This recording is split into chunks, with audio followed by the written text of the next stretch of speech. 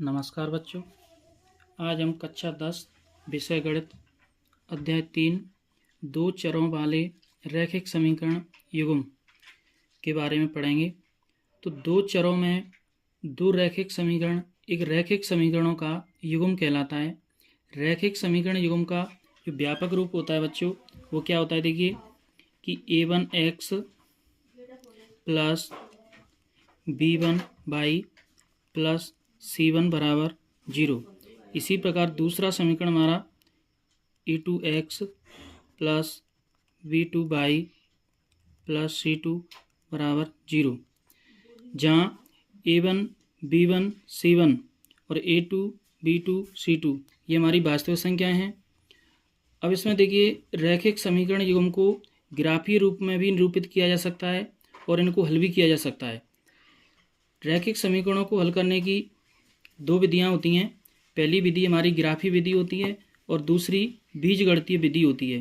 बीजगणितीय विधि को तीन भागों में बांटा गया है। पहली विधि प्रतिस्थापन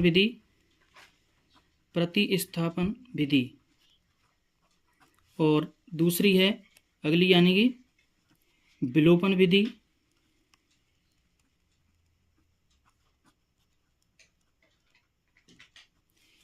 और तीसरे नंबर की है वज्रगुणन विधि। इस प्रकार बच्चों बीजगणितीय विधि को तीन भागों में बांटा गया है। अब देखिए, ग्राफीय रूप में देखा जाए तो हमारे तीन प्रकार के हल निकल के आते हैं, क्योंकि प्रत्येक सवाल हमको दो समीकरण दिखाएंगे। प्रश्नावली का नाम ही हमारा समीकरण युग्म है, तो हर सवाल में दो समीकरण मिलेंगे, यानी कि समीकरणों का जोड़ा।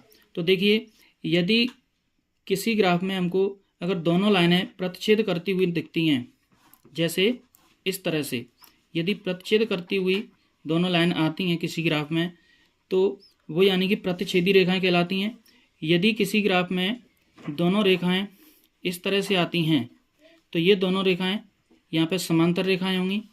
और यदि किसी ग्राफ में इस तरह से रेखाएं आ जाती हैं, एक रेखा ये हो जाएगी और दूसरी रेखा भी इसी पे आ जाती है, तो इस तरह की रेखाओं को समपाती रेखाएं बोलते हैं। तो बच्चों ये कौन सी रेखाएं होंगी?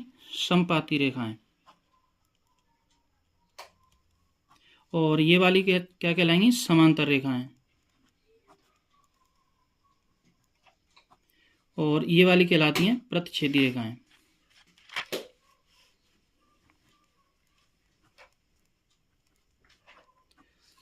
अब बच्चों देखिए, प्रश्नावली 3.1 में क्या पूछ रहा है हमसे, देखिए। तो बच्चों देखिए, हमारा पहला सवाल है 3.1 का कि आफताब अपनी पुत्री से कहता है कि 7 वर्ष पूर्व मैं तुमसे 7 गुनी आयु का था, अब से 3 वर्ष बाद मैं तुमसे केवल 3 गुनी आयु का रह जाऊंगा। तो इस स्थिति को बच्चों हमें बीजगणितीय एवं ग्राफीय रूप में व्यक्त करना है। तो बच्चों ग्राफीय रूप में हम बाद में व्यक्त करेंगे, जब हम सवालों को ग्राफीय विधि से हल करेंगे। अभी केवल इसको हम बीजगणितीय रूप में व्यक्त करना सीखेंगे। तो देखते हैं। तो यहाँ पे बच्चों हमको दिया है कि आफताब अपनी पुत्री से कहता है कि 7 वर्ष पूर्व मैं तुमसे 7 गुनी आयु का था और अब से 3 वर्ष बाद मैं तुमसे केवल 3 गुनी आयु का रह जाऊंगा। तो इसमें यानी कि हमें दोनों की आयु को मानना पड़ेगा। इसमें दो हैं, एक तो आफताब और एक उसकी पुत्री। तो मैं यहाँ पे मान लूँगा, ये हमारा 3.1 का पहला सवाल है कि माना आफताब की वर्तमान आयु, माना आफताब की वर्तमान आयु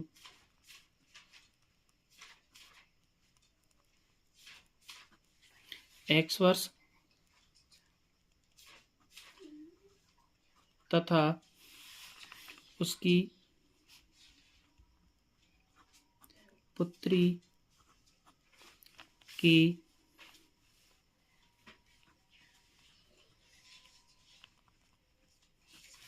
वर्तमान आयु 22 वर्ष है। अब बच्चों देखिए, यहाँ पे लिखेंगे हम प्रश्नानुसार। तो प्रश्न में क्या कहा था कि 7 वर्ष पूर्व। तो बच्चों ध्यान रखना, अगर पूर्व शब्द आए तो हमें उसको घटाना है वर्तमान आयु में से। तो 7 वर्ष पूर्व दोनों को ले जाएंगे पहले, क्योंकि वर्तमान में दोनों की आयु x वर्ष और y वर्ष है। तो 7 वर्ष पूर्व के लिए हम क्या करेंगे, x माइनस 7 और ये y माइनस 7। तो ये आयु दोनों की अब 7 वर्ष पूर्व की बन चुकी हैं। तो 7 वर्ष पूर्व क्या था कि आफ्ताब कह रहा है कि मैं तुमसे, यानी कि ये आफ्ताब की आयु है और ये उसकी पुत्री की है। तो ये आफ्ताब इस पुत्री से 7 गुना था, तो इसमें यानी कि हम कर देंगे 7 का गुना और ये बराबर। तो अब इसको थोड़ा सा हल करेंगे, तो यहाँ से x माइनस 7 बराबर 7 का इसमें गुणा करेंगे तो 7y माइनस 7 का 7 से गुणा करेंगे तो ये 49। अब देखिए बच्चों, यहाँ से ये x माइनस 7 और इस 49 को इधर ही ले आएंगे तो ये हो जाएगा प्लस 49 और इस 7y को भी इधर ही ले आएंगे तो ये माइनस 7y बराबर 0। अब देखिए बच्चों, यहाँ से x माइनस 7y और ये 49 में से ये माइनस के 7 निकल जाएंगे तो ये प्लस का y 42 बराबर 0। तो या तो हमारा समीकरण ये इतना ही ठीक है, अन्यथा इसको और आगे बढ़ाना चाहें तो इसको कह सकते हैं हम कि x माइनस 7y बराबर ये प्लस का 42 उधर चला जाएगा तो माइनस का 42 और इसको नाम दे देंगे हम समीकरण नंबर 1। तो पहली बात हमारी बीजगणितीय रूप में इस प्रकार प्रदर्शित हो चुकी है। अब दूसरी बार उसने क्या कहा था उसको भी देख लेते हैं। तो यहाँ पे लिखेंगे हम पुनः प्रश्नानुसार। तो अब की देखिए क्या कह रहा है कि अब से 3 वर्ष बाद, यानी कि वर्तमान से 3 वर्ष बाद। तो बच्चों बाद के लिए हम इसमें 3 जोड़ देंगे दोनों की आयु में। तो देखिए यहाँ पे ये आफ्ताब की आयु और ये उसकी पुत्री की आयु। 3 वर्ष बाद जाएंगे तो प्लस 3 इसमें हो जाएगा और ये प्लस 3 इसमें हो जाएगा। अब देखिए 3 वर्ष बाद क्या हो जाता है, तो वो कह रहा है कि मैं तुमसे केवल 3 गुनी आयु का रह जाऊंगा। तो यानी कि अब इसकी आयु, आफ्ताब की आयु ये वाली, इससे हो जाएगी 3 गुनी। तो इसमें 3 का गुना कर देंगे अब। तो देखिए x प्लस 3 बराबर 3 का इसमें गुणा करेंगे तो ये 3y और 3 का 3 से गुणा करेंगे तो ये 9। अब देखिए इस 3 को इधर ले आएंगे 3y को तो ये हो जाएगा x माइनस 3y, ये 9 इधर रखा है। यहाँ से प्लस का 3 ये उधर जाएगा तो ये माइनस का 3 हो जाएगा और ये x माइनस 3y बराबर 9 में से ये 3 जाएगा तो ये 6। इस प्रकार बच्चों ये हमारा दूसरा समीकरण आ गया। तो इस प्रकार से इसकी जो बात थी वो हमने बीजगणितीय रूप में प्रदर्शित कर दी। ग्राफीय रूप में बच्चों अभी इसको नहीं दिखाएंगे हम, जब सवालों को हम हल करेंगे ग्राफीय विधि से तब बता देंगे ग्राफीय विधि से कैसे प्रदर्शित करते हैं। तो देखिए यहाँ पे लिखना पड़ेगा कि अतः इस स्थिति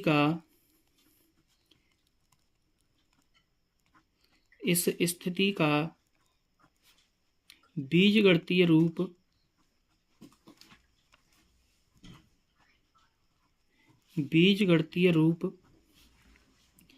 x माइनस 7y बराबर माइनस 42 और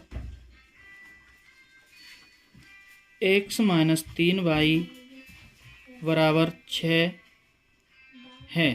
तो इस प्रकार बच्चों ये हमारा 3.1 का पहला सवाल कंप्लीट हुआ है। अब बच्चों देखते हैं हम इसका सेकंड सवाल। तो इसके दूसरे सवाल में बोला है इसने, देखिए कि क्रिकेट टीम के एक कोच ने 3900 रुपये में 3 बल्ले तथा 6 गेंदें खरीदी।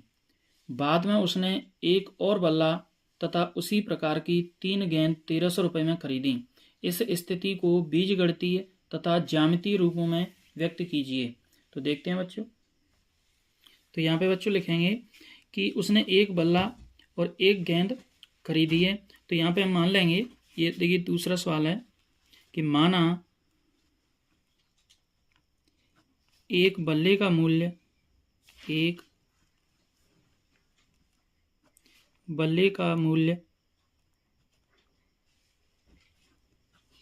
x रुपये है तथा एक गेंद का मूल्य ₹22 है। अब देखिए बच्चों यहाँ पे लिखेंगे प्रश्नानुसार।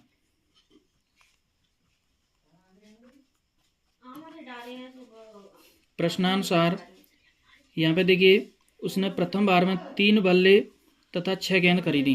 तो बच्चों देखिए एक बल्ले का मूल्य x रुपये है, तो उसने 3 बल्ले खरीदे तो वो हो जाएंगे 3x के, और एक गेंद का मूल्य ₹22 है, तो यहाँ पे 6 गेंद खरीदी उसने, तो ये हो जाएगा 6 और इन सब को मिला के उसने 3900 में खरीदा है, तो यहाँ पे लिख देंगे 3900। अब देखिए इसको थोड़ा सा सरल कर लें, तो इसमें से 3 कॉमन निकाल लेंगे, तो ये यहाँ पे x रह जाएगा, 3 यहाँ से कॉमन लेंगे तो यहाँ हो जाएगा 2 और बराबर ये 3900। अब देखिए ये 3 इसके बटे में आ जाएगा, तो ये हो जाएगा x + 2 और 3 बटे में आएगा, 3 का भाग दे देंगे इसमें, तो ये हो जाएगा 1300, और इसको हम नाम दे देंगे समीकरण नंबर 1। इसी प्रकार बच्चों देखते हैं अब पुनः प्रश्नानुसार। तो अब बच्चों द्वारा से उसने बोला था कि एक और बल्ला तथा उसी प्रकार की 3 गेंद, तो कि उसने एक बल्ला खरीदा है, तो एक बल्ला यानी कि x रुपये का हो गया, और 3 गेंद खरीदी हैं, तो 3 गेंद हो जाएंगी 3 ₹22 की। तो इस प्रकार इन सब को मिला के उसने खरीदा है 1300 में। तो यहाँ पे बच्चों इसको हम ज़्यादा आगे सरल नहीं कर सकते हैं, तो इसी को हम नाम दे देते हैं समीकरण नंबर 2। तो इस प्रकार बच्चों ये हमारी दोनों ही स्थितियाँ बीजगणितीय रूप में आ चुकी हैं। तो यहाँ पे लिख देंगे कि अतः इस स्थिति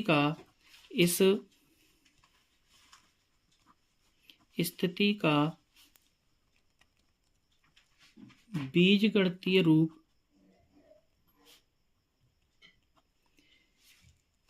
x + 2y बराबर 1300 और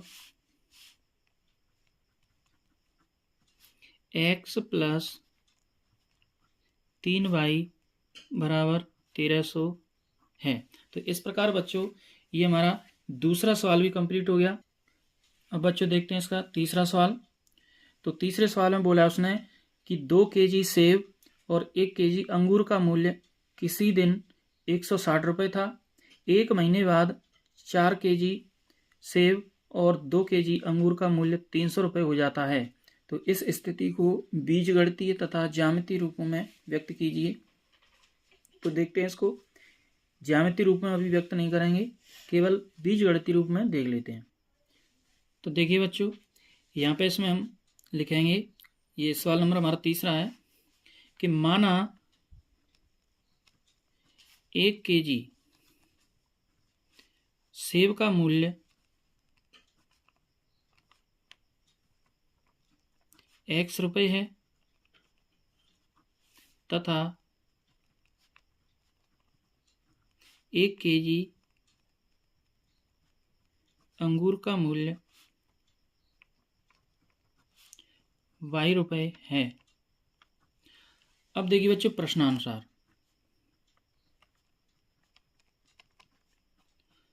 तो देखिए प्रथम बार में उसने 2 kg सेब खरीदे, तो 1 kg सेब x रुपये के हैं, तो 2 kg सेब हो जाएंगे 2x रुपये के, और उसने 1 kg अंगूर खरीदे थे, तो 1 kg अंगूर का मूल्य y।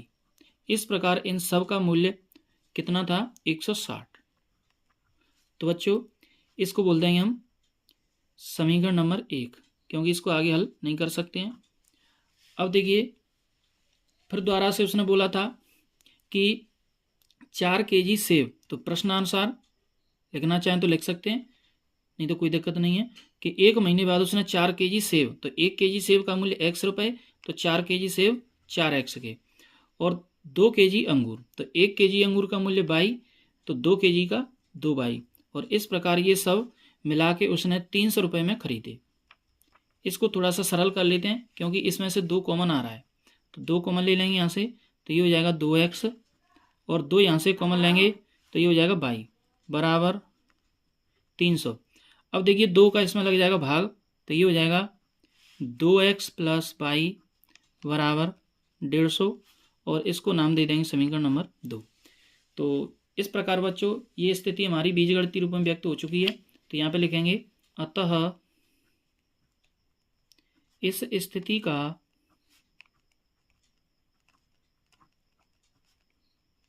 बीजगणितीय रूप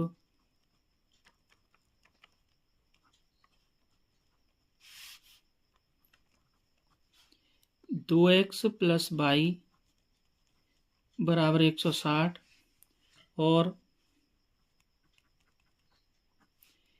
2x प्लस वाई बराबर 150 है। इस प्रकार बच्चों ये हमारा तीसरा सवाल भी कंप्लीट हो गया और प्रश्नावली 3.1 पूरी हो चुकी है। बच्चों वीडियो पसंद आए तो वीडियो को लाइक करना, ज़्यादा से ज़्यादा शेयर करना और चैनल को सब्सक्राइब करना।